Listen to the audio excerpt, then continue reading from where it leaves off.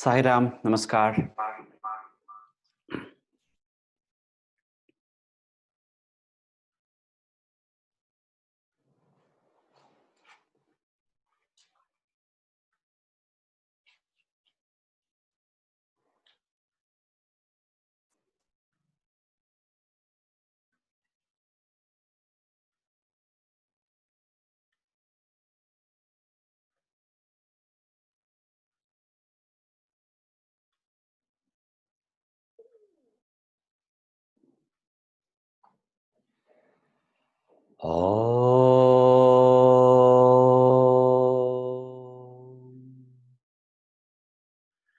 Om Sahana Vavatu Sahanau Bhunaktu Sahaviryam Karavavahai Tejasvinavadhitamastu ma vidvishavahai.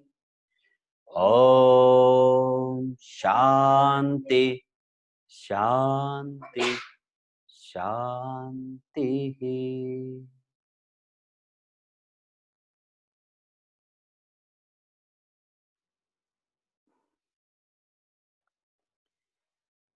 Welcome back to our final session on the celebrated book PURUSA SUKTAM. Yesterday, as you may remember, we were discussing the process of life that emerged from Purusha and how exactly the human mechanism, or let's say the individual mechanism, works. That is, receipt of the stimuli from the external world,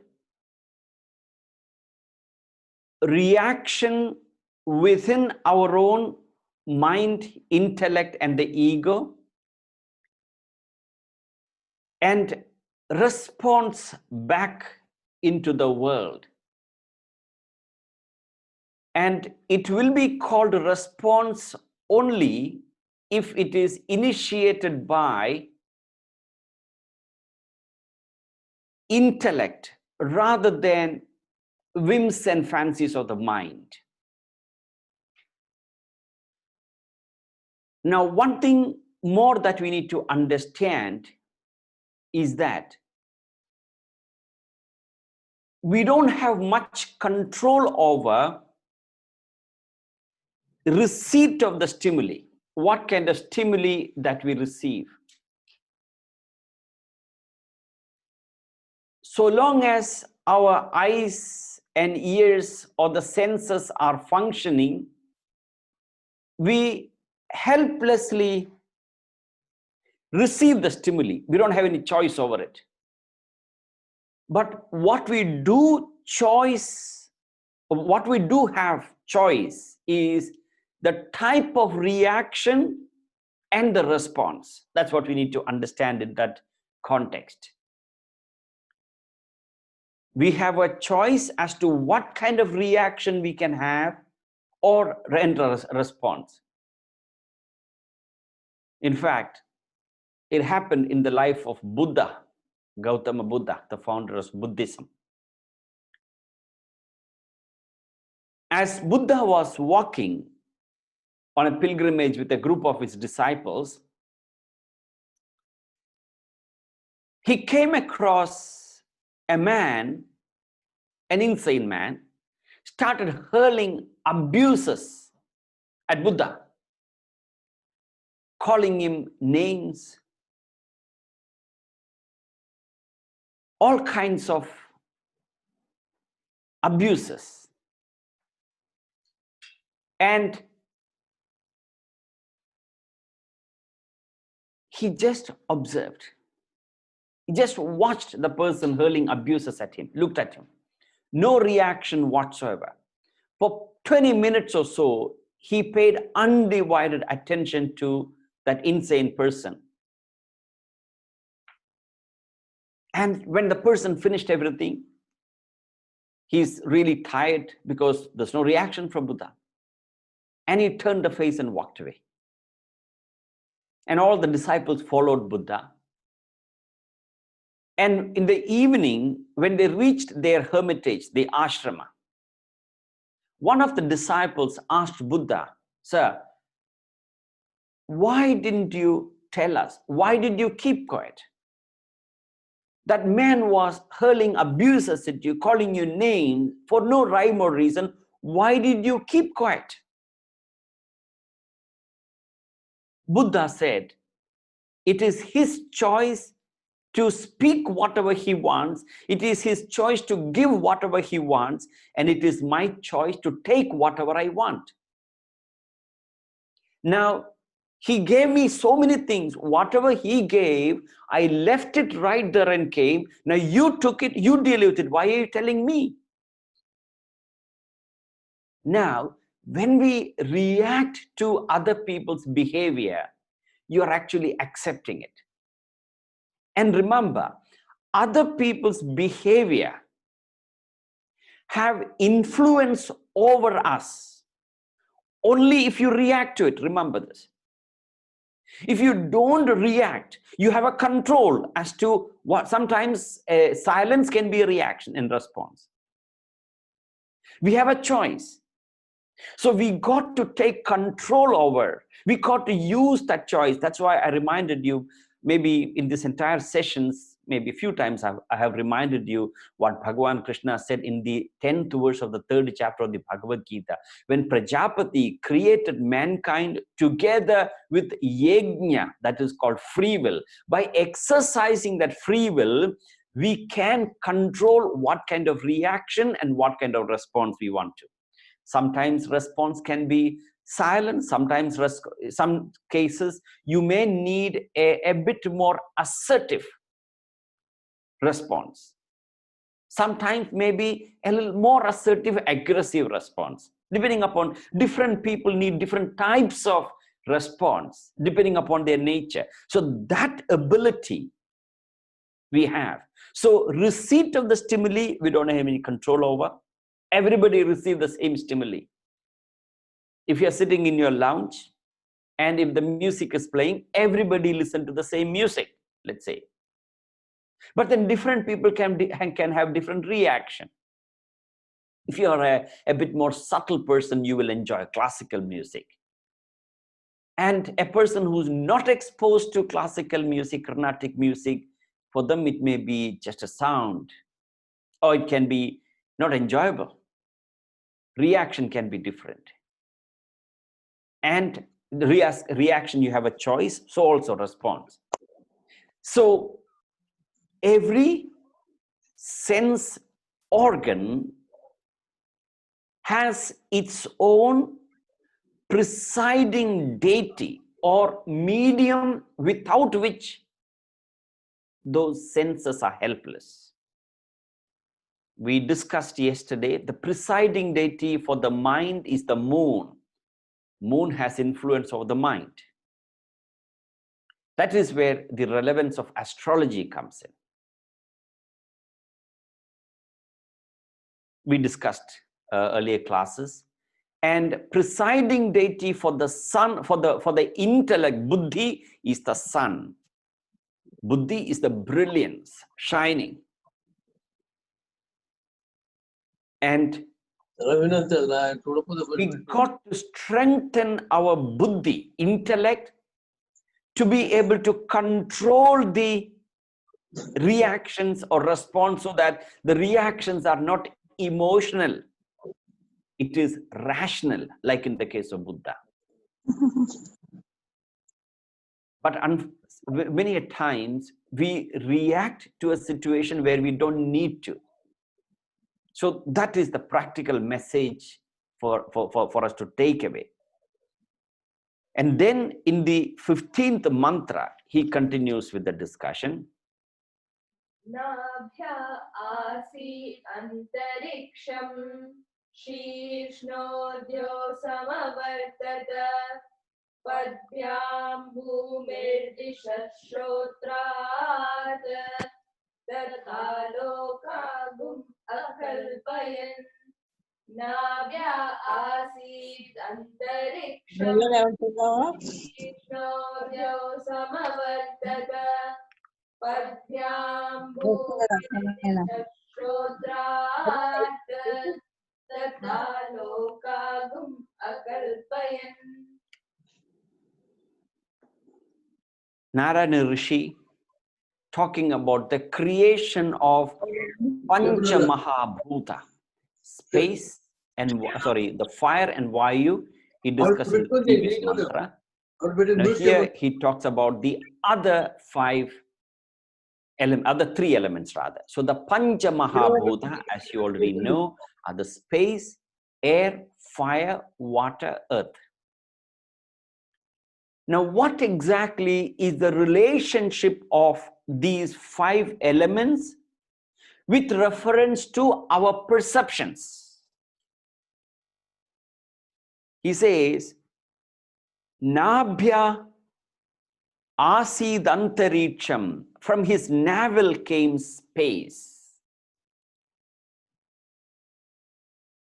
Shirshnodhyo Samavartataha, from his head came the heaven. Shirsha is the head.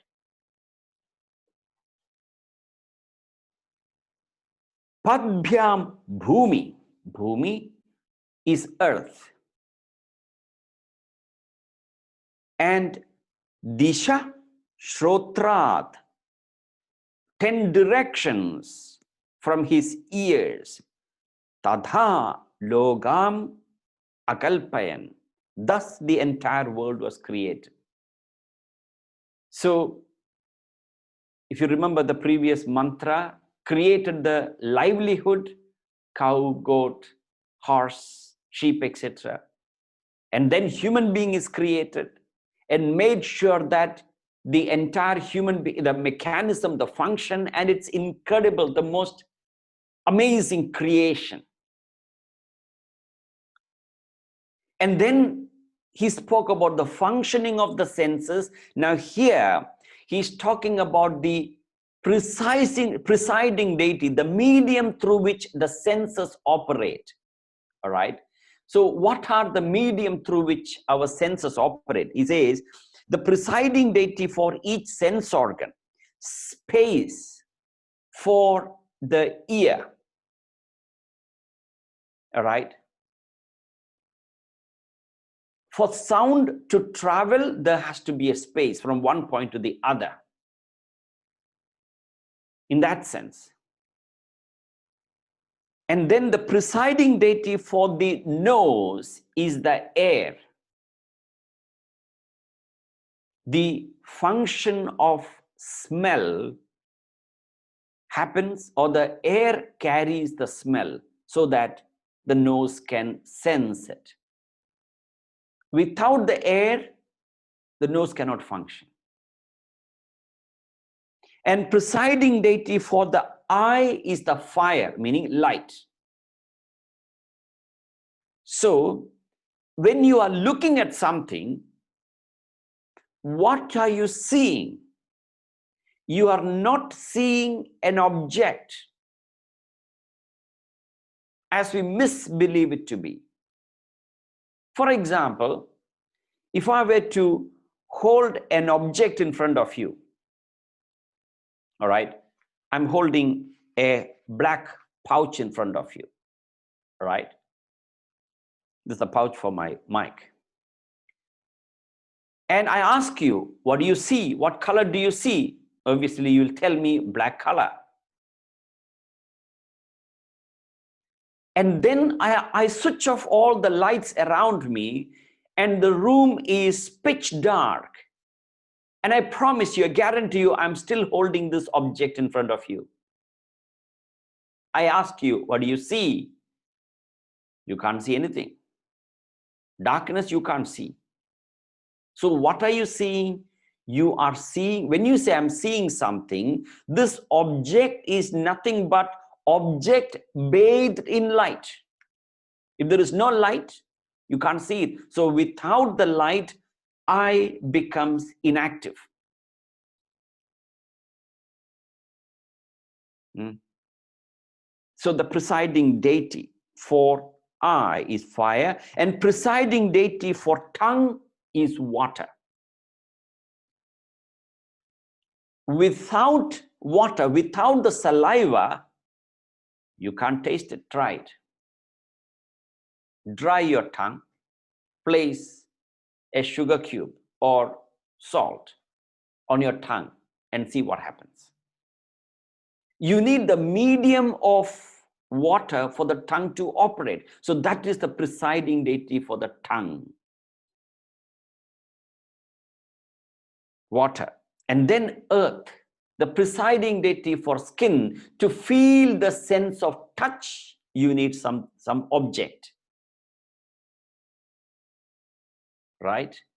So obviously, when he is talking about creating these 5 elements, and then tadha logam akalpayan, thus the entire world was created. In the creation of the entire world, including the human beings, conclude here. Now, this concept is rather subtle to understand.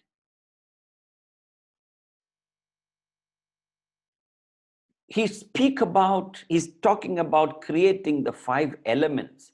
They are the subtle elements. When we talk about Pancha Mahabhuta, the 5 elements, there are gross elements, then there are subtle elements. Subtle elements are in their nascent form, in their pure form, which are imperceptible. Eyes cannot see it.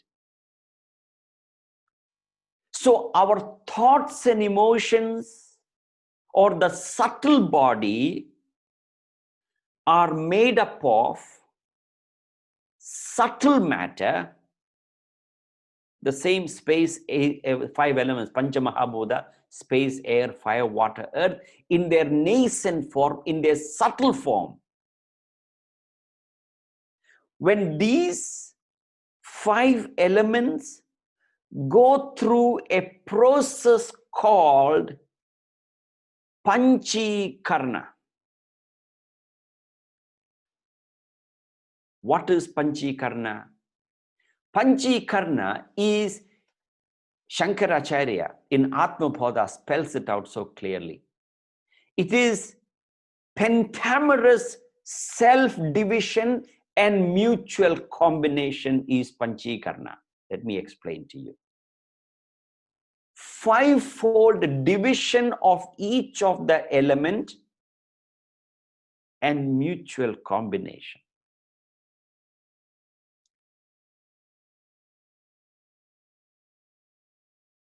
When you look at water, the water that we see is not pure water. It is grossified version of water. That means pentamerous self-division is that the element water divides into 2, 50-50. And the 50% remains intact, and the other 50% divides into 4. That means the water, the grossified version of water that we can contact is 50% water, and the other 50% is 1/8 of space, air, fire, and earth. Pentamerous self-division and mutual combination. I have a slide to present. Let me just dig it out.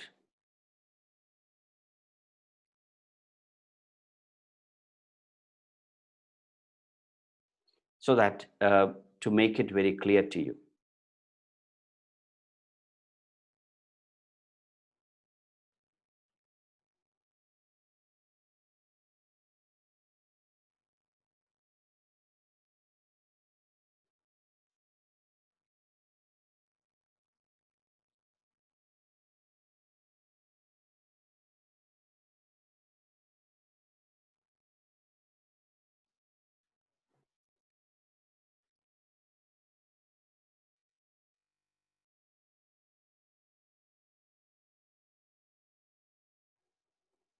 Okay.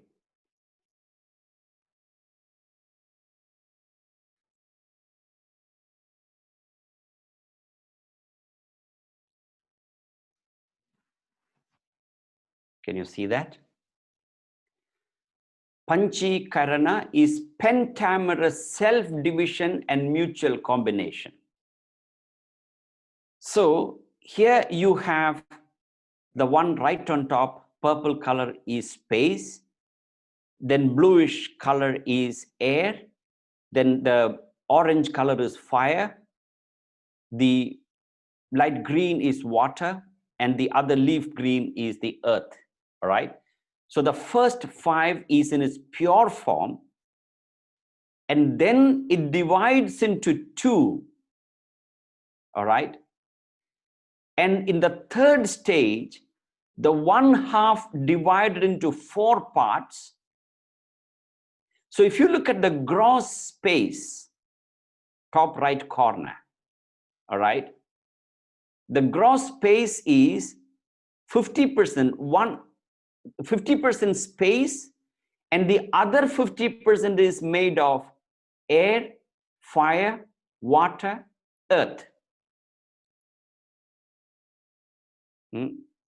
Similarly, if you see air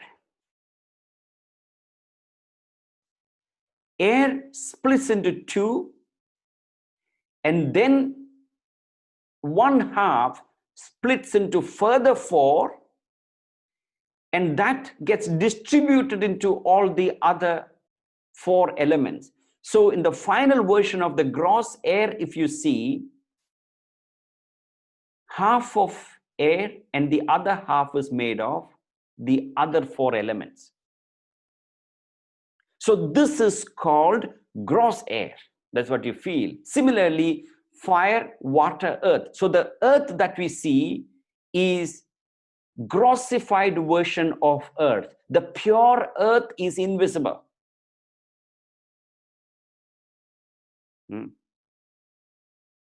So this medium or the presiding deity is the grossified version of these elements. All right. Hope you're able to take a video image so that you can reflect upon it. A screenshot.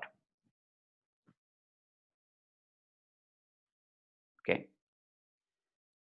So that is what he's talking about. So the entire creation of the world is complete now. All right. So he says, from his head came the heaven, Shirshnodhyo Samavartataha. The head must be envisioning something divine, something higher, heavenly vision. At the same time, feet is on the ground. A great vision, but the utter humility. So for this 5, it's a 3 transaction: receipt of the stimuli, reaction and response, the 5 elements, tanmatras, the 5 elements are created. And then he continues the discussion in the 16th mantra. Vedahametam purusham mahantam adityavarnam tamasastu pare sarvani rupani vichitya dhiraha namani kritva vivadanyadaste Vedahametam purusham mahantam Adityavarnam tamasastu pare Sarvani rupani vichitya dhiraha Namani kritva vivadanyadaste. He says, Vedahametam purusham mahantam. All right. That is, I know him who is glorious. Adityavarnam tamasastu pare. That is, who is self-effulgent, beyond ignorance. Now, there is an underlying question in the statement. So, having described the Purusha as it is described in these mantras that we studied, there's an underlying question. Has anybody realized it? Have anybody experienced that? That is where perhaps Narayana Rishi, who revealed the Purusha Suktam to us, says, I know him. Vedaham, etam, I know this. Veda means I know. Aham, Veda means know. Aham, I. Idam, this. Purusham Mahantam. Mahantam, glorious Purusha like this. Who has the luster of the sun. Luster of the sun means it is self-effulgent, meaning it knows itself. There is no ignorance there. Tamasastupare, he is beyond ignorance. Just as if you were to have a conversation with sun, Surya Bhagavan, and you tell Surya Bhagavan about darkness, sun doesn't know what darkness is because it is brilliance. In that sense, beyond darkness. In other words, it is the illuminator of knowledge as well as your ignorance. Aditya Varnam, who has the luster of the sun, it is self-effulgent. You know, to know your body, you know your body, you know your mind, you know your intellect, but how does the Atman, the Purusha knows? It knows itself. For you to, as I mentioned earlier, light illumines objects. All right. And the senses are, your eyes see the light. And behind the senses, your mind illumines the senses. Your intellect becomes conscious of your mind. All right. Let me repeat it. Light illumines the object, and your eyes see the light. Without the mind, even eyes cannot function. If the mind is preoccupied, somebody is right in front of you, you will not register. So mind has to be participating. And intellect has to become conscious of the mind's function. And then beyond the intellect is the Atman, the Purusha, the spirit. The spirit knows itself, self-effulgent, doesn't need anything else. All the other equipments, the body, mind, intellect, senses need the spirit, the Atman to enliven, but the Atman enlivens itself. It is beyond ignorance. Tamasastupare. It knows ignorance as well as knowledge. If I were to ask you, do you know my name? You know my name. How do you know that you know my name? You will say, I know your name. I met you, I know your name. But how do you know? I know that I know your name. Do you know my father's name? You don't know. How do you know? I know that I don't know your father's name. Isn't it? How do you know you don't know my father's? I know that I don't know your father's name. It is that Purusha illumines both knowledge and ignorance. Therefore, he says, tamasastupare, beyond ignorance. And then he says, Sarvani Rupani Vijitya Dhira. He is the valorous. Dhira means wise, valorous, who has taken all names and forms. Nama Rupa. Sarvani Rupani. Namani Kritva Abhivadan Yadaste, sorry. Namani Kritva Abhivadan Yadaste. Namani Kritva. That is, he is the valorous who has taken all forms and names. Nama Rupa. That is an idiomatic construction the Shastras often use to describe the world, names and forms. So what we need to understand, there is Purusha alone is. Brahman alone is. Everything is nothing but that Supreme Purusha manifested in the world. But then we see multiplicity, plurality everywhere. He says that is only names and forms. Sarvani Rupani Vijitya Dhira Namani Kritva Abhivadan Yadaste. Namani Kritva. So just as you go to a jewelry shop where there is, in India particularly, different designs, size of jewelry of different types displayed in the showroom. Necklace, bangles, rings, anklets, all kinds of jewelry of different types and sizes. But for the jewelry shop owner, all those are nothing but gold and gold and gold.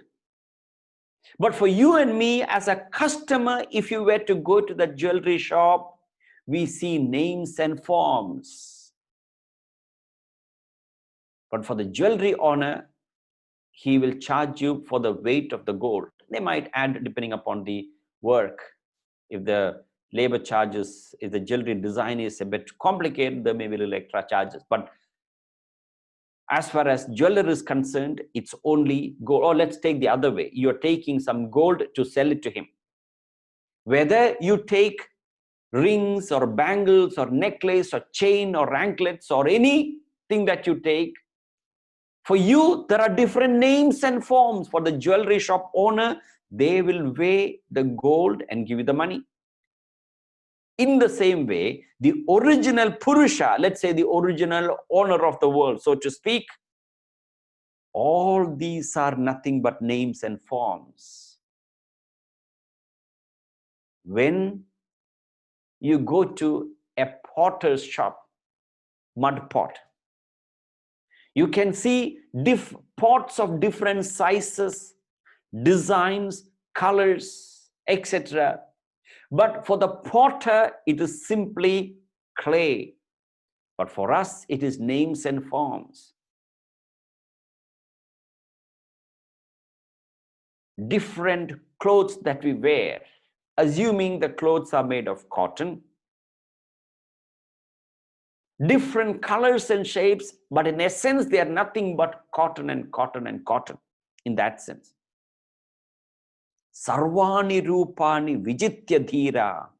He is the valorous who has taken all forms and names.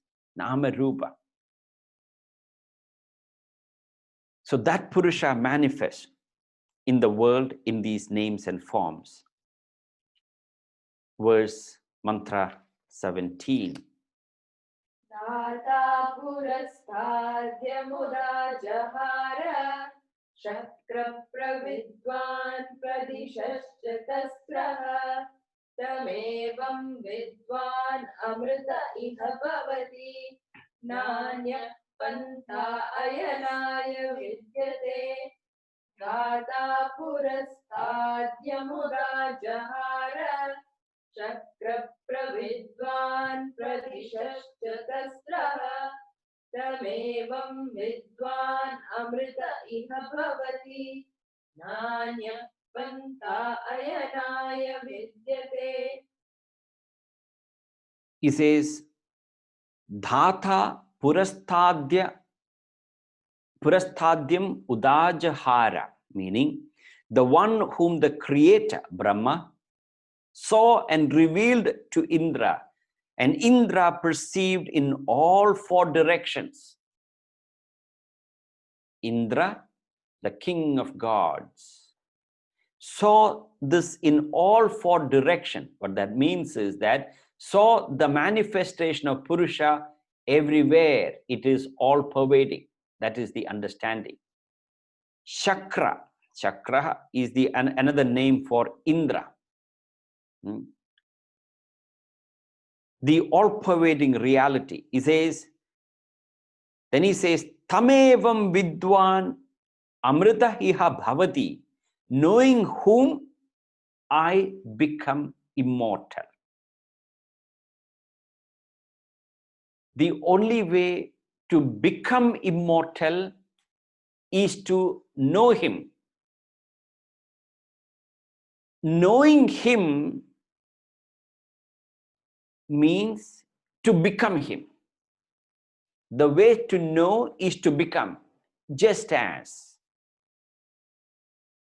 assuming you are going through a dream, a nightmare.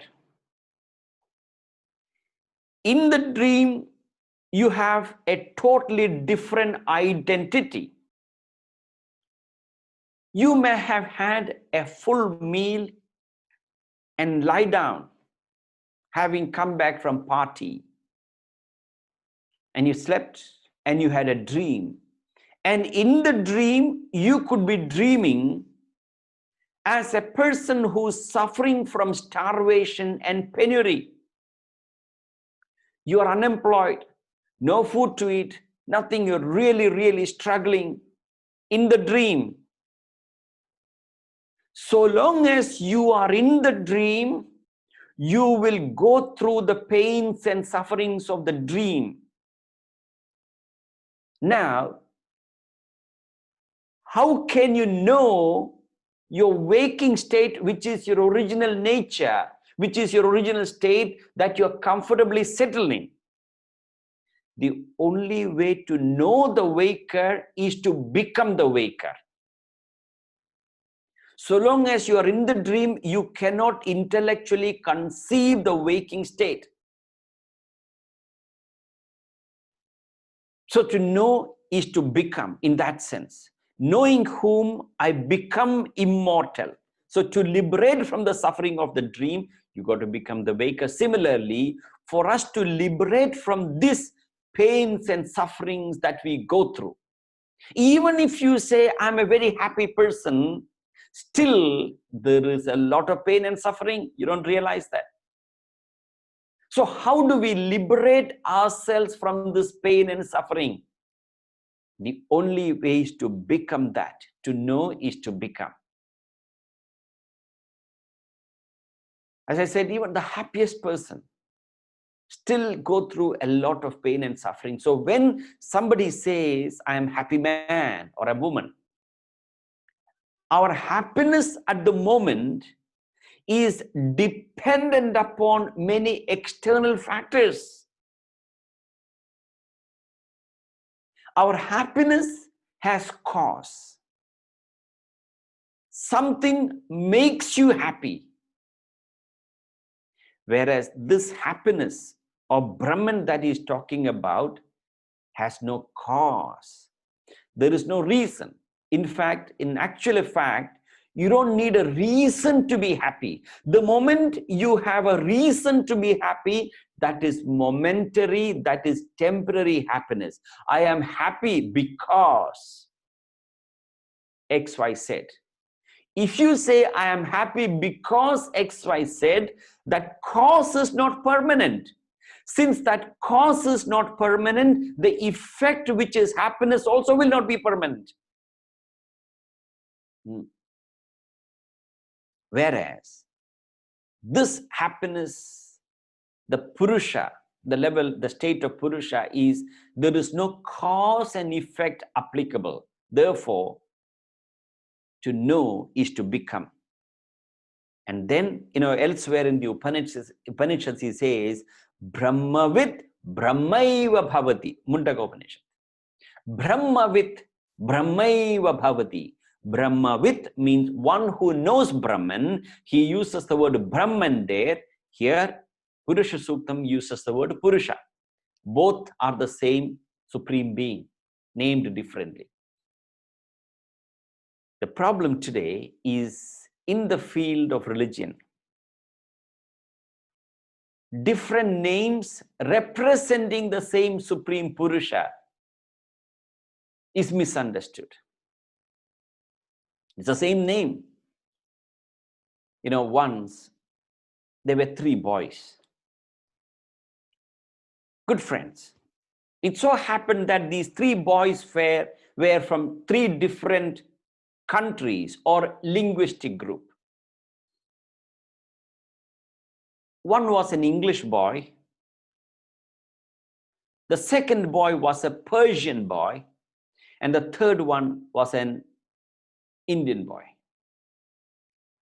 And they worked for a project, some minor project, and they got X amount of money.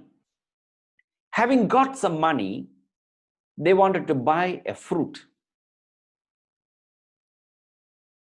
The English boy said, I want to buy watermelon.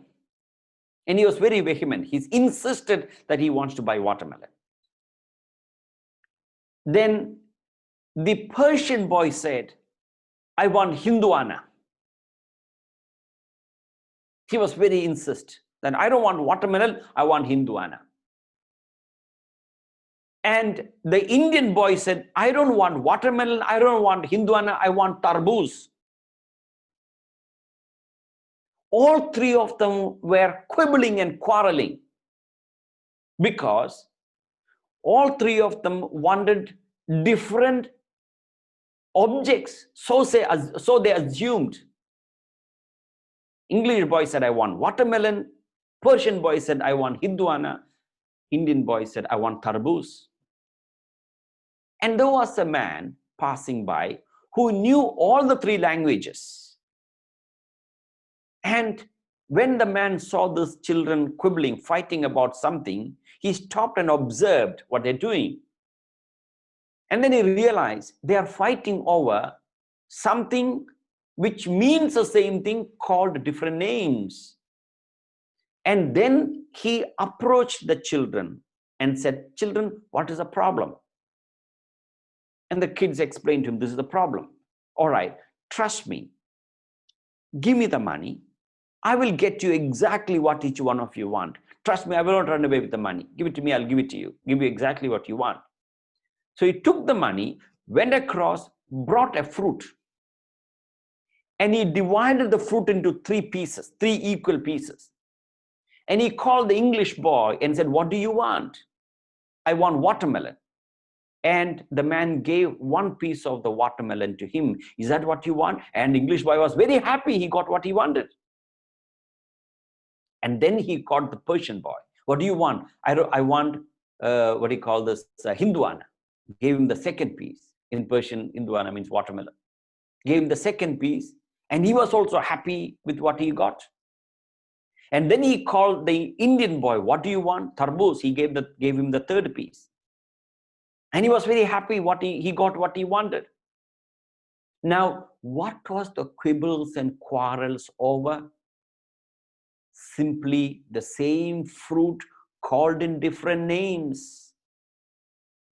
This is the absurdity of religious conflict.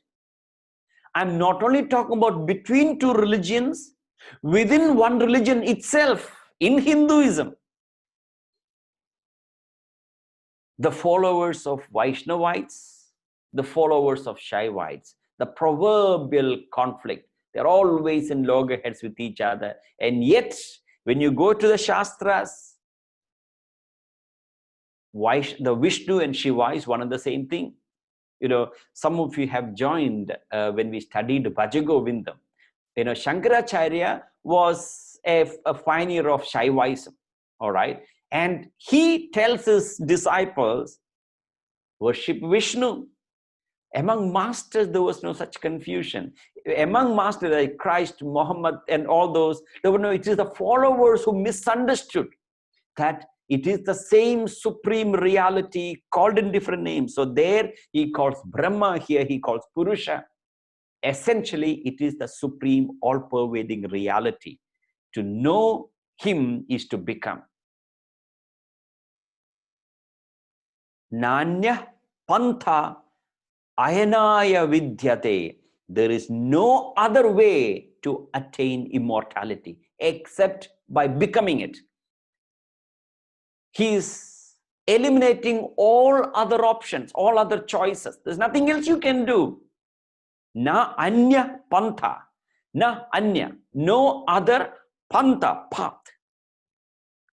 Ayanaya vidyate. To attain, to know that supreme. I know of no any other way than this.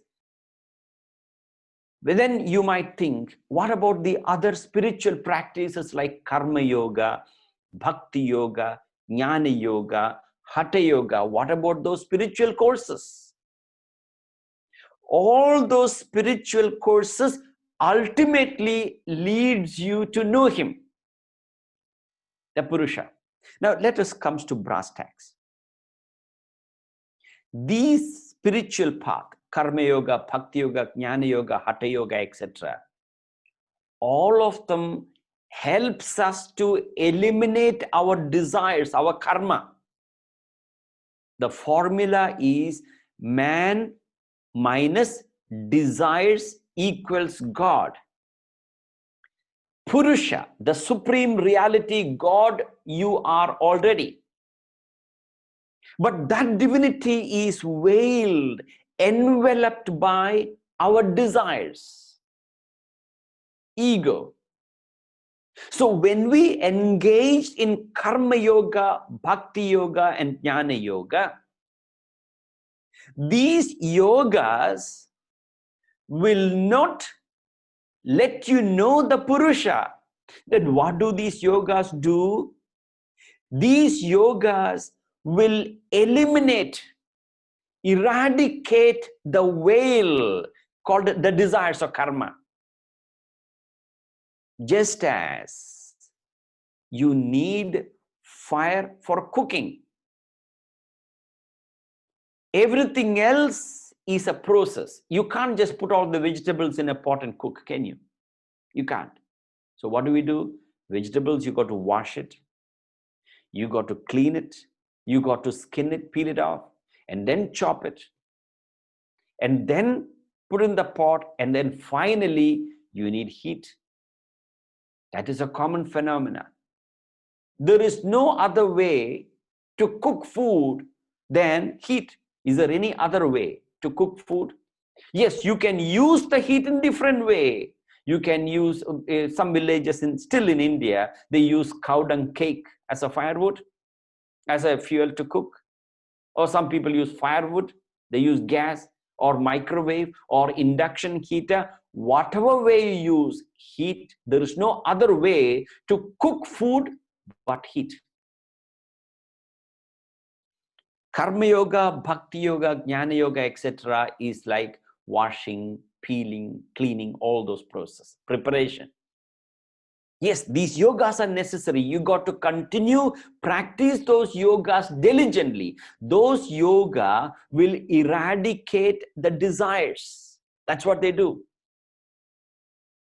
Just as, imagine, if I were to hold two brass vessels in front of you, the brass vessel on my left hand is bright, brilliant, shining. Whereas the brass vessel on my right hand is black, dark, tarnished.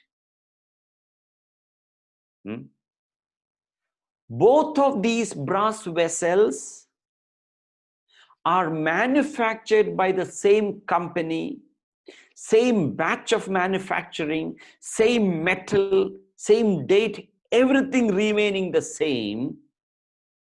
Whereas this brass vessel on my left hand is bright, brilliant, shining. The brass vessel on my right hand is black, tarnished. My question to you is, where did this brass vessel on my left hand got its brilliance from? It is inherent in the brass vessel. If you have thought that by cleaning or by using brass, so the brass vessel became shining, you got it wrong. Brilliance is the basic nature of the brass vessels. But due to wrong exposure, the brass vessel got oxidized. The same brilliance is there in the brass vessel that is on my right hand. So when you apply Brasso, all the other cleaning agent, those cleaning agents do not bring about brilliance. The cleaning agents only removes the dirt, remove the oxidization. Brilliance is there already. Similarly, when we engage in the spiritual practices, karma yoga, bhakti yoga, jnana yoga, etc., they do not bring divinity. They only remove the veil in the form of our vasanas, desires, our karmas, and then it shines forth. And then once, in order to experience that, you need to become, you need to know it in that sense. Nanya panta ayanaya vidyate. There is no other way to attain immortality, moksha, liberation, than this path, he says. And then the 18th mantra. Yajnena yajnamaya janta devaha tani dharmani prathamanyasan dehanakam mahimanas sajante yatra purve sadhya santi devaha yajnena yajnamaya janta devaha tani dharmani prathamanyasan dehanakam mahimanas sajante yatra purve sadhya santi devaha.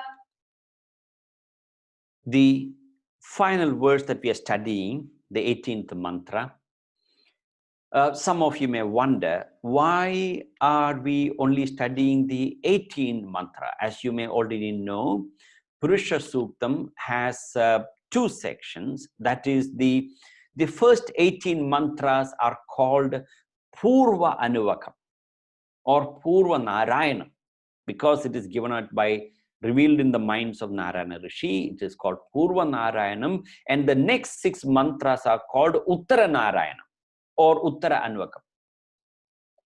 Traditionally, the lineage that I belong to, Advaita philosophy, all right, we studied these 18 mantras, and there is a school of thought or belief that the 18 mantras are the original Purusha Suktam. The rest of those mantras were added on interpolations. But we as students of Purusha Suktam, it shouldn't matter whether it is added on or not. But in these 18 mantras that we are studying, you get the complete words. You're not missing anything by not going through those next 6 mantras. But of course, mantras are designed for defining or protecting the mind. So therefore, chanting should continue. All right. But when you read those verses, some of the verses are only repetition or explanation or another way of looking at what we already studied. So traditionally that we studied the first 18 mantras, that is the Purva Anvakam. So the last mantra here in the Pura Anukam says, Yajnena Yajnam Ayajanta Deva. The Devas worshipped the Purusha through this Yajna. Right? So Yajnena Yajnam Yajanta. The three Yajnas there. All right. So Devas performed Yajna. So the method is Yajna, the path is Yajna, the goal is Yajna, and performed by Yajna. Everything is. So in other words, for any activity or any creation, any performance,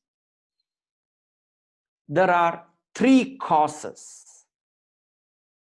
They are called material cause, efficient cause, instrumental cause.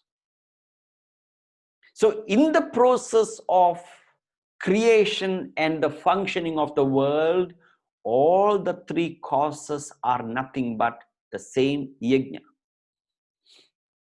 Now, what are the three causes? For example, to make anything. The traditional example that is used is to manufacture a pot. In order to make a pot, you need clay, you need the wheel. You've seen how they make pot, the wheel, and you need the potter. Clay is the material cause. The wheel is the instrumental cause, and the potter is the efficient cause. To make idli, you need the batter, you need the idli pot, and you need the person who's preparing the idli. So everything has got the three causes. So in this case, everything is one and the same. So Devas performed the Purusha through this yajna. Yajnena yajnam ayajanta devaha.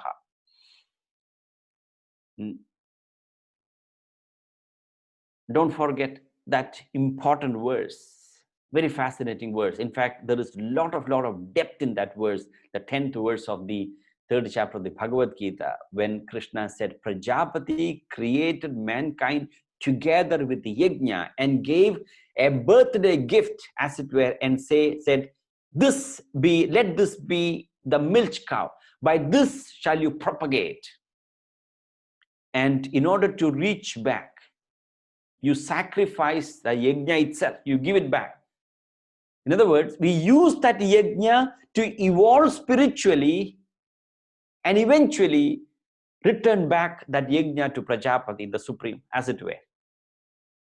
And then he says, all Devas, the sun, moon, Indra, Varuna, Vayu, Devas referring to all the Bhagavans.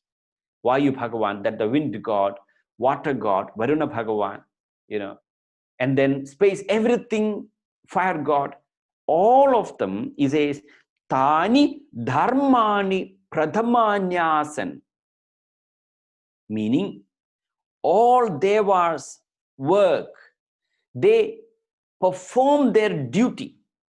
Tani Dharmani Pradhamanyasan, meaning this became the primary duty. In other words, those elements or Devas perform their duty so meticulously with the spirit of yajna.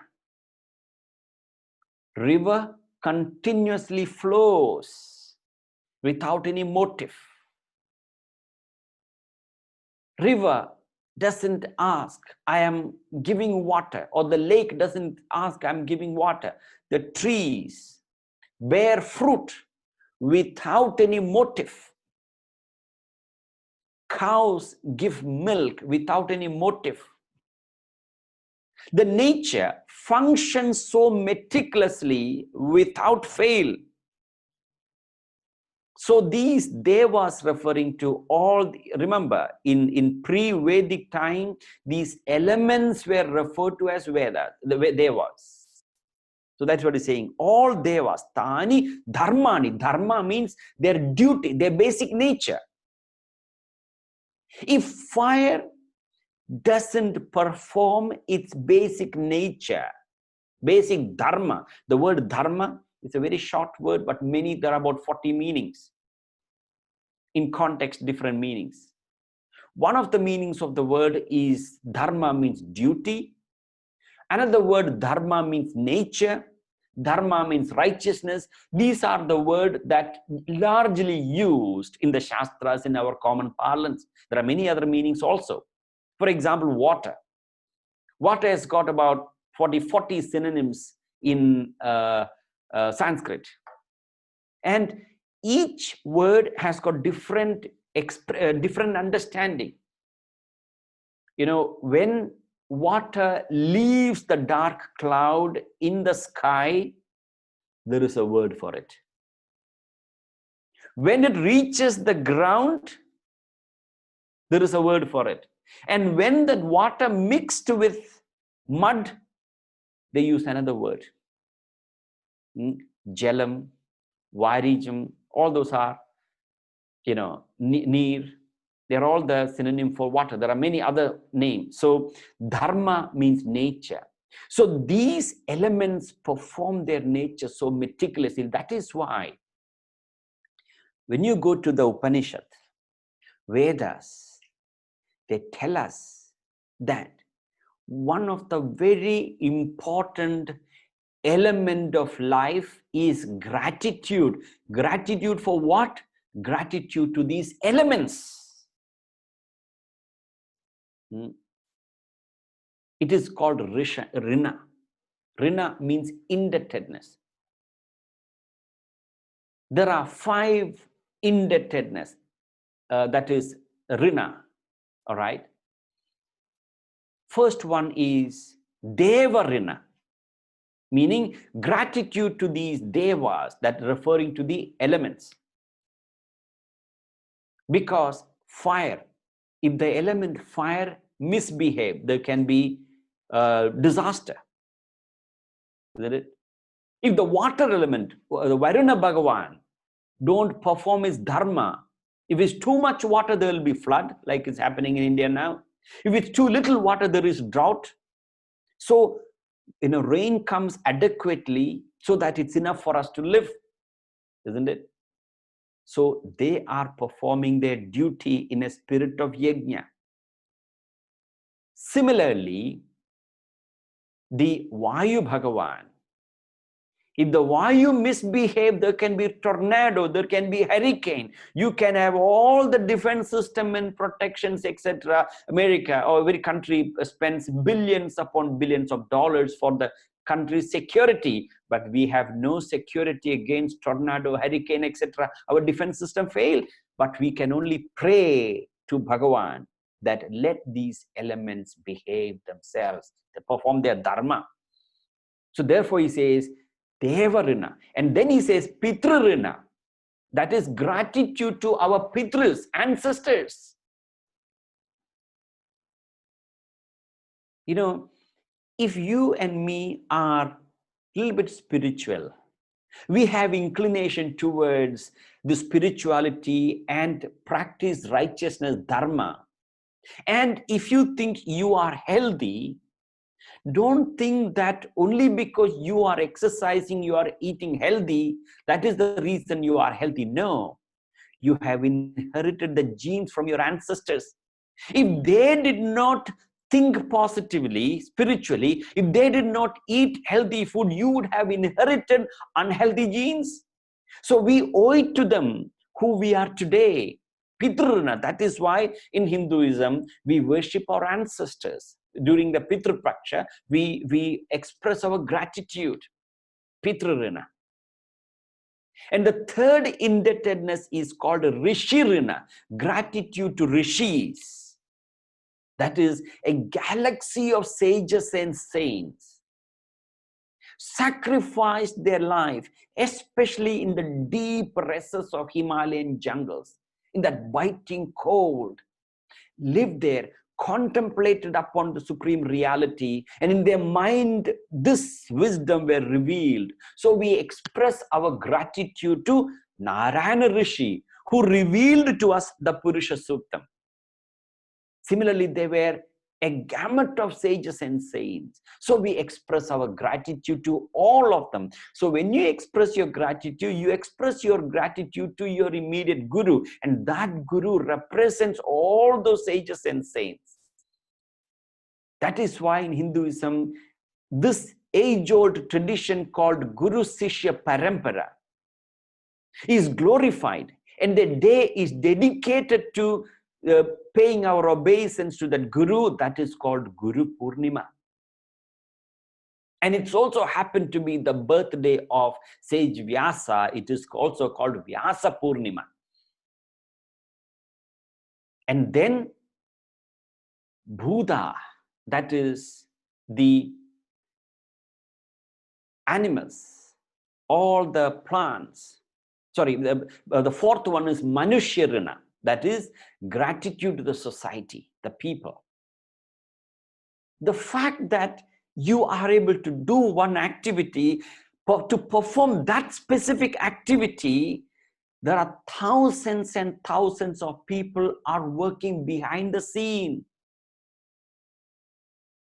Just the fact that you sitting thousands of miles away from me, and I'm able to speak to you, I'm talking about the modern technology. The fact that I'm able to communicate to you, there are thousands and thousands of people are working behind the scene, isn't it? The person who burnt the midnight lamp and researched and developed this technology, behind the electricity generator, all right, the power plant, there are thousands of people working. Without that electricity, we can't do this. Do you know, if you're traveling from one place to the other in aircraft, you think you'll pay for the ticket, buy the ticket, check in, board the flight, sit in the luxury cabin, what do you call this, business class or first class, and the flight flies and reach the destination, and you come out, you deplane and get stamped and come out of the airport, go to your house. In that act, there are thousands and thousands of people are working behind the scene, and many of them earn pittance. They hardly earn anything. Express our gratitude to those. You know, when we buy our groceries, the food, who gives the food? People would say, well, they're the supermarket. But who brings the food to the supermarket? The farmers. I mean, in the first world country, farming is all automated. So it's the farmers hardly make any sacrifice. But look at India. The farmers in the villages, they really, really break their back to work in the hot sun, and they carry that fresh produce to the city to sell it, to make a livelihood. Now, don't you want to express your gratitude to those people? So Veda says, Manushya Rina, gratitude to the society. And then Bhuta Rina, gratitude to many animals and plants. You plant the seed, what you call this, germinates and becomes a plant, a tree, a sapling. Now you only plant the seed and put fertilizer, manure, etc., but you can't germinate it. There is a power behind this nature who does it, isn't it? And then once the plant grows, you need pollination. Insects are needed for that. And millions upon millions of animals are working for our existence. Therefore, don't forget those plants and animals. Bhutarina, gratitude to those. All right. So there is an underlying message here that you cannot live your life without gratitude. It says all the devas, all the elements of nature are doing their duty, called sacrifice, yajna. Tani dharmani pradhamanyasan teha nakam mahimana sachante yatra purve sadhyaha santi devaha. Meaning, the people who follow this dharma as mentioned above in this entire Purusha Suktam attain the abode of sadhyas and the devas. Sadhyas are those who achieved siddhi. Puranas talks about Ashta Siddhi, 8 siddhis. Hanuman supposed to have had all the Ashta Siddhis. Those siddhis not necessarily have anything greatly spiritual, but the ultimate siddhi, accomplishment, is knowing yourself, knowing God, knowing who am I, who is the supreme reality.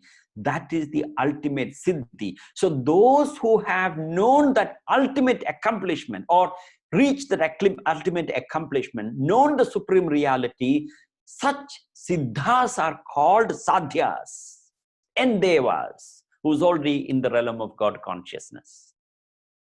The people who follow this dharma, as mentioned above, will attain the abode of the sadhyas and the devas.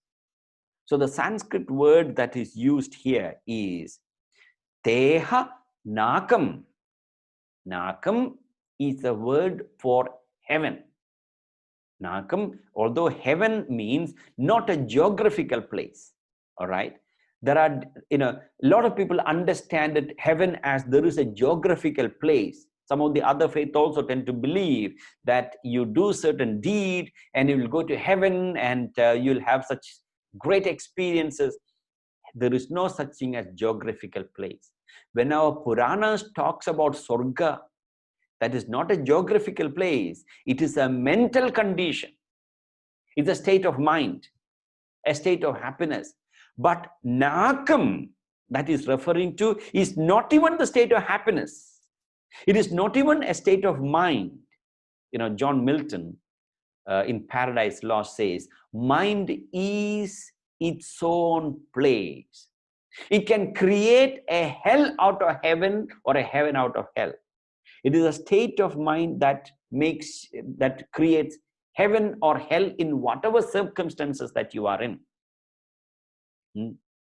So what is Nakam? Na akam is Nakam. All right.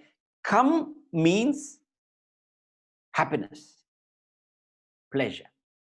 All right. The pleasure of getting what you want. If you get a brand new car, your car gets gone very old and you bought a new car, you get pleasure. That is happiness. You enjoy your favorite dish when you're really hungry, you get pleasure. That is kam. Akam means, as you know, prefixed in any Sanskrit word means non. Akam means no happiness. Kam means happiness. Akam means no happiness. Na akam means double negative.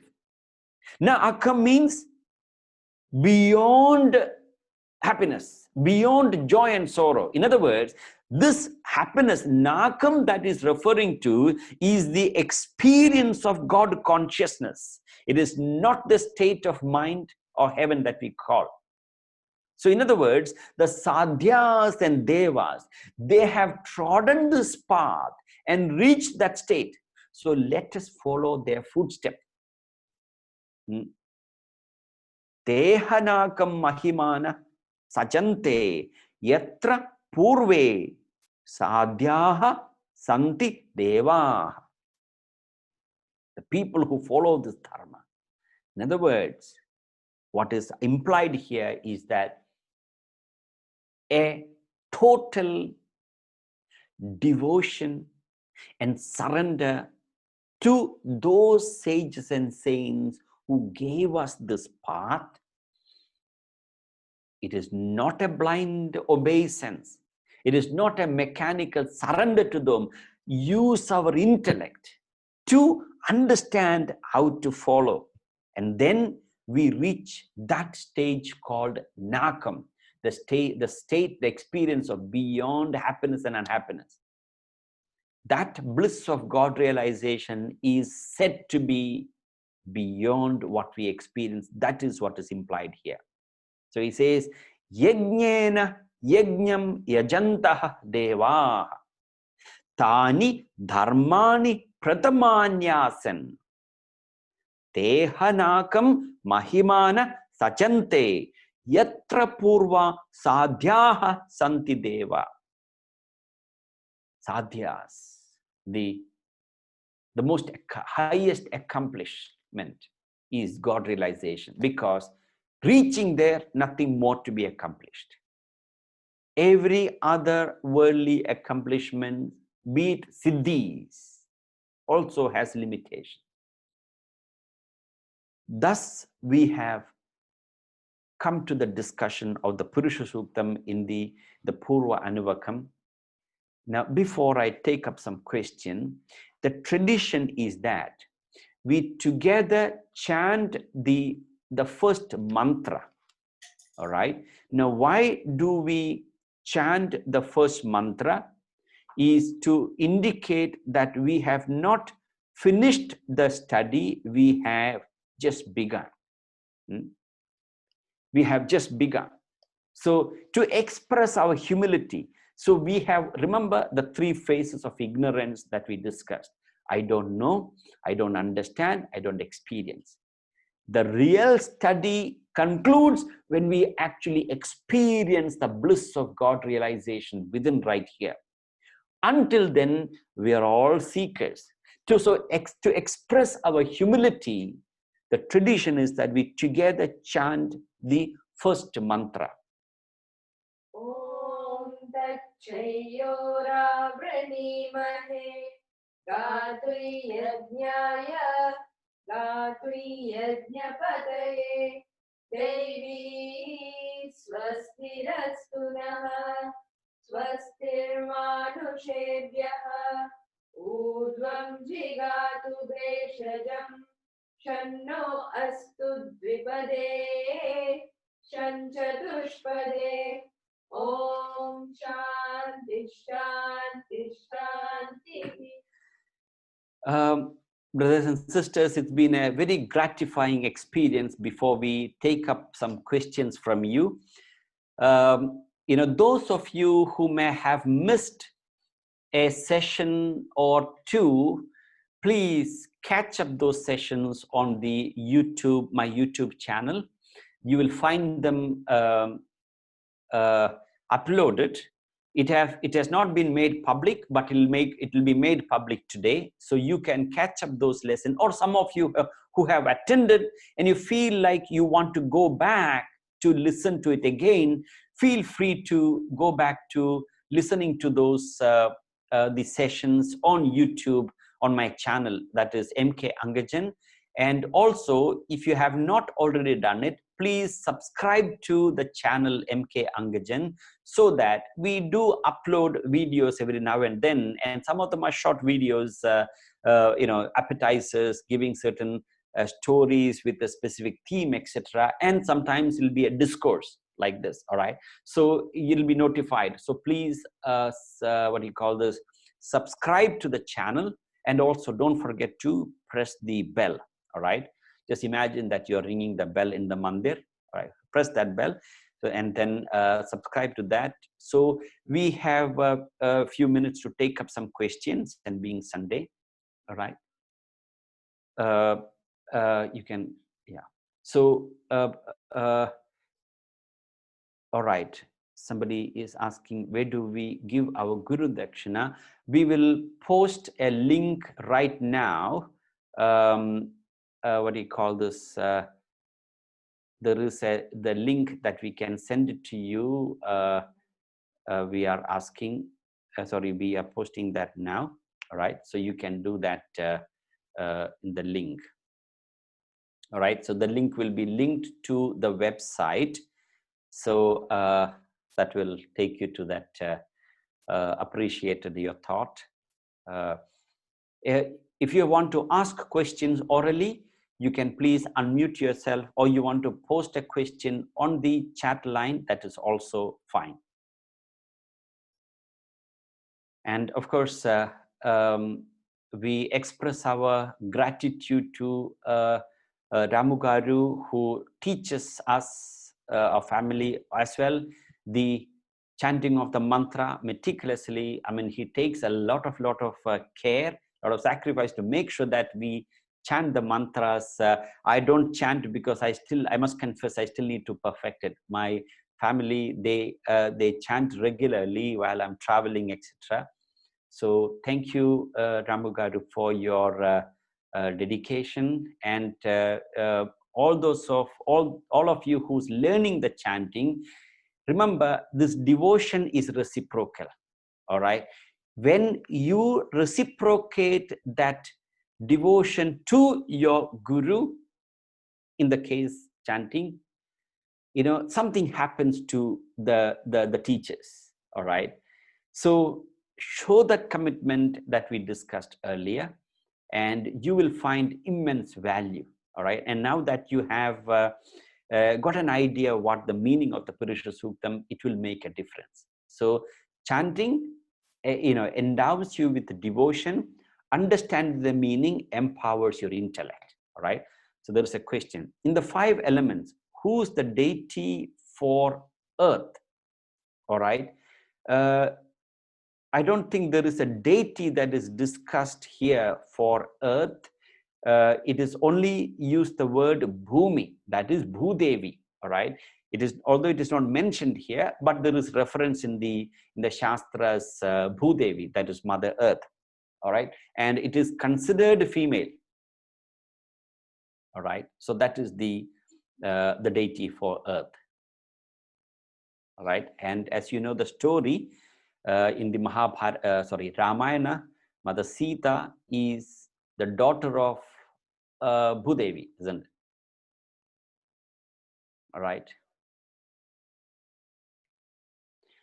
Purusha, can we say, is our Atman whose ultimate aim is to join the Purusha? The Purusha that is referred here is the pure consciousness, the Supreme Purusha.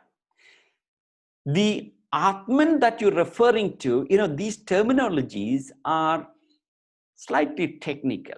We use the word Atman, then we use the word Jivatman. All right? Jivatman is the pure consciousness confined or conditioned in the body, mind, and intellect. Atman is the pure unconditioned consciousness. Purusha is the same Atman that is all pervading everywhere. Just as pot space is Atman, the space everywhere, all pervading, is Purusha. Okay. I would like to know if we as humans play with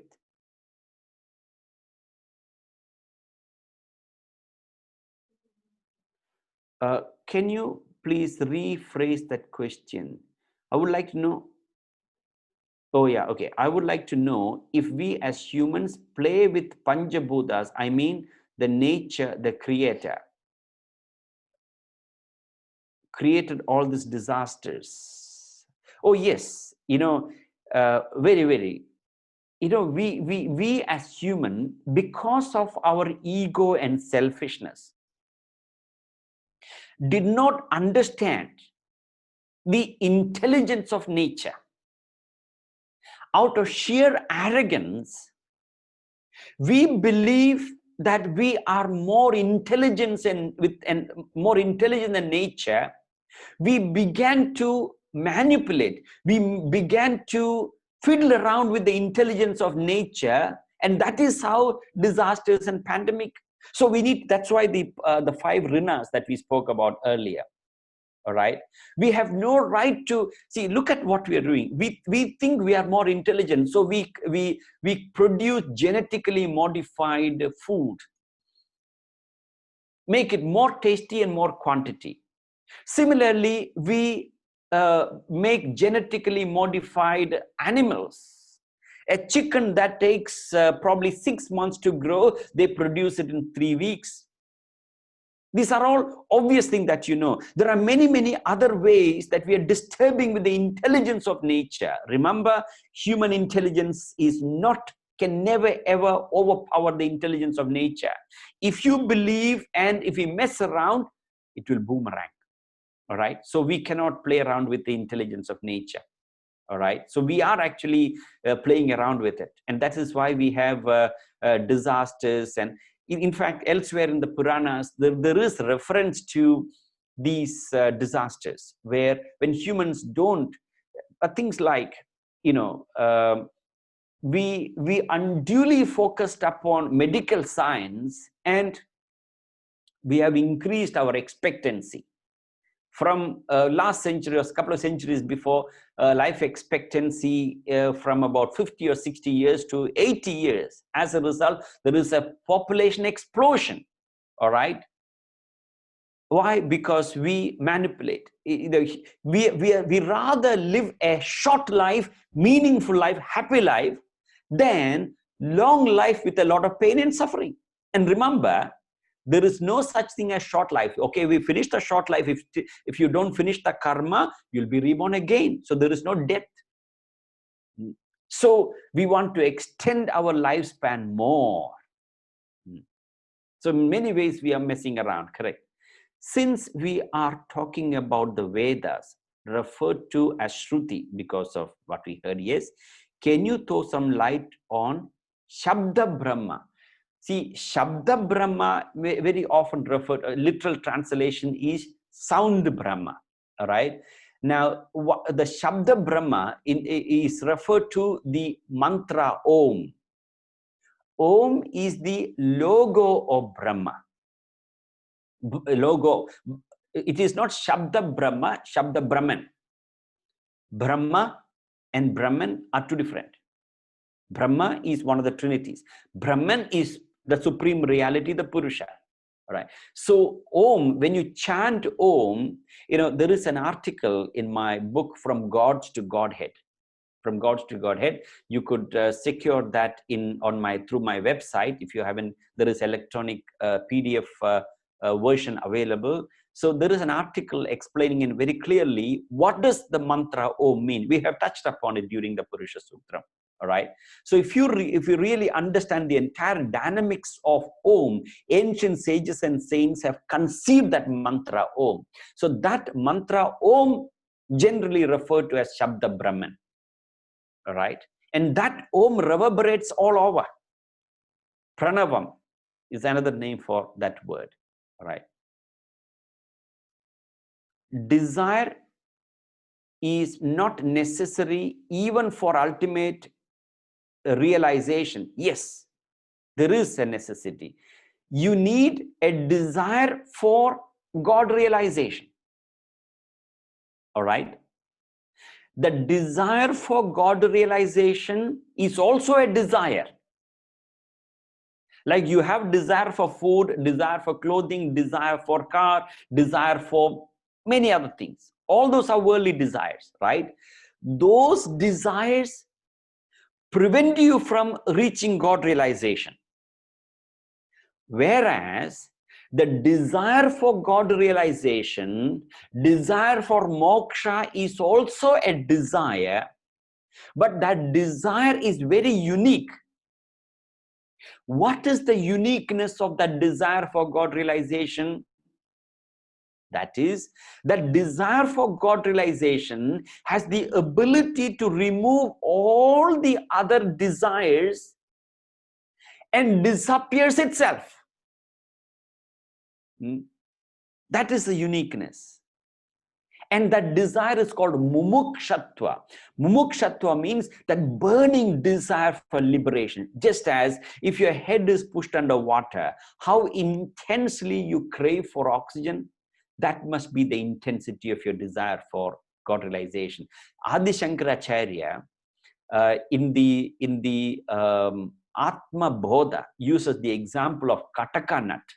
Kataka nut is a unique nut, kind of nut that used by villagers in those days to purify water. So Kataka nut, what they do is they crush it, a whole lot of Kataka nut, crush it and put it in the well in the big well. Those days, when during monsoon, the well is dirty, sediments goes in.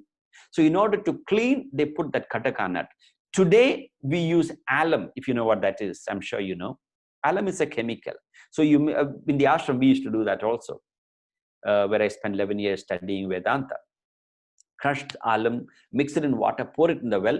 You are adding an impurity, which is already an impure water. Alum is an impurity. Katagan is an impurity. So water is already impure, you're adding more impurity. Now this impurity that you're adding, alum or kataka nut, cleanses all the other sediments in water. Alum has a property that unite all the suspended impurities together and gradually settles underneath. You're adding an impurity that takes away all the other impurities and disappears itself.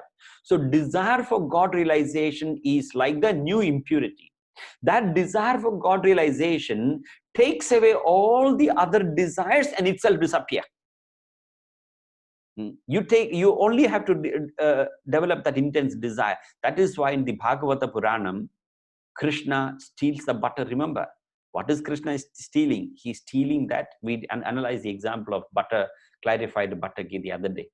When he comes and steals it, he's stealing the last desire also. He'll take care of it.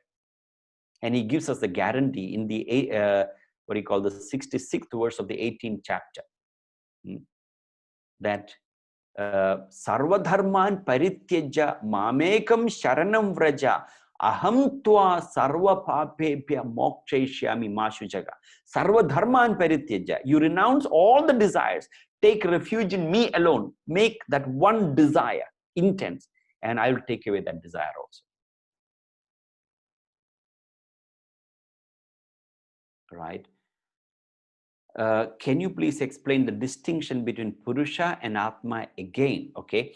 Now, see, Purusha that is referring here in the Purusha Sukta is the supreme reality that is all-pervading. Atma is the divinity that is confined in you and me. Like space, let's say if I were to bring a pot from South Africa, all right, let's say a space from South Africa, all right, the space that is confined in the pot that I'm bringing to America, I would say it is a pot space, all right, but the space is all pervading. Similarly, the pure consciousness or the Purusha that is confined within you and me in the body, mind and intellect, that is called Atma. But that Atma is all pervading. That all pervading reality is called Purusha, Mahapurusha here. Okay. On that note, I want to say thank you. It's a great gratifying experience. When most of you, I would say all of you have been regularly, every sessions have been joining. It gives us a lot of enthusiasm and satisfaction to be able to continue this work that we are inspired to do. So thank you very much. Before I hand over to Brother Ramu, we will conclude with Chama Prarthana. Om Yadakshara Padaprasham Matra Neenam Tu Yadvave Tatsarvam Shamyatam Deva Narayana Namostute Visarga Bindu Matrani Padapadakshirani Cha Nyunani Chatirikhtani Kshamasva Saishvara Aparada Sahasrani Kriyante Harnishamaya Dasoyamiti Mamatva Kshamasva Saishvara Anyatha Sharanam Nasti Tvameva Sharanam Mama तस्मात् कारुण्य भावेन रक्ष रक्ष साईश्वर हरि ओम तत्सत् श्री साईश्वरार्पणमस्तु ओम शांति शांति शांति. Saram everyone, Prem Om. Like to thank all the participants of these attending these sessions, At the very outset, I'd like to thank Life Mastery Foundation to have scheduled the sessions and to bring awareness about spiritual matters among the people. That small placing that small seed in thoughts in the minds of people, bringing to think spiritually. Also bringing forth the essence of the Bhagavad Gita and the other scriptures. Brother Angajan, I've been acquainted with him for almost 10 years now. It's wonderful to listen to him. He is a very motivational, inspirational speaker, and I really thank you. And the best thing about your talk is the lucid examples that you give. They make an indelible impression on my mind. Those examples help me understand the scriptures very well. So the attendees of these sessions, some of you have already learned Purusha Suktam, and some of you will be taking that path to learn Purusha Suktam. So I think this is a wonderful opportunity for us to bring about the awareness, the meaning that he has discussed in the 6 sessions while chanting. So, once Satya Sai Baba said, there are 3 levels of promotion. He said, listening to the Vedic hymns confers one promotion, right? Now, learning and chanting of the Vedic hymns will give you double promotion. And then the final, which is ultimatum, is learning, chanting, and understanding the profound meaning associated with these hymns will give you triple promotion. And he let people to think what you want. You want a single promotion, double promotion, or a triple promotion. When brother just mentioned about the primordial sound Om, I just want to bring to you, there is a Upanishad in Taittiriya Samhita called Taittiriya Upanishad. There are 3 chapters in it, Shikshavalli, Brahmanandavalli, and Bhruguvalli. In Shikshavalli, there is an entire chapter dedicated for the Om sound itself. And I just wanted to bring this, and probably in the future, I request him to give us this enlightenment into Taittiriya Upanishad, a very, very important Upanishad in the Taittiriya Samhita of the Krishna Yajurveda. So once again, I thank Brother Angajan and his team. His team is his wife and his daughter. Wonderful to assist him in technology, to setting up this sessions, recording the sessions and uploading them. It's wonderful to have his wife and his daughter to assist him. This is fantastic. One last note for all these Veda learners. Swami said there are 4 stages of Vedic life. First is the seeker of the Vedas, who is a Veda aspirant. You are just an aspirant to understand what they are, amused by the sounds and all that. Then that amusement will take you further and you become a Veda chanter. So you are chanting Vedas. Then Swami said, once you perfect chanting Vedas, you become a Veda teacher. Now there's a big distinction between a teacher and a guru. Guru is the ultimate. So after the teacher who teaches you the Vedas, the next step is Veda Guru. So a lot of people refer to me as Guruji, Guruji. It is their humbleness or it is my humbleness to accept it. But Veda Guru is one who has mastered the Vedas in all forms, in life, in understanding, in living that life.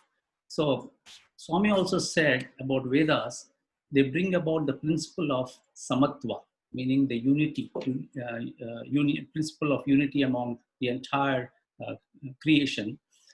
Vedas are they confers a good way of life. They bring happiness. They are a perfect prescription for our lives, and they bring about the best transformation in us. So with that, I thank you from the bottom of my heart, and I thank all the participants. I'm looking forward for more of these sessions on different suktas on Vedas. And once again, I remind all of you, and he mentioned in a very humble way the Guru Runa, or the Rushi Runa, Guru Shishya Parampara. Please take time, and the link is given in the chat, and also I'll post this in all the WhatsApp groups that I belong to. Please take time and contribute to this wonderful charity foundation that he has taken upon. Thank you very much. Sarah. Sai Ram, Sai Ram. Thank you all. Thank you, Brother Ramu. Sai Ram. Sarah.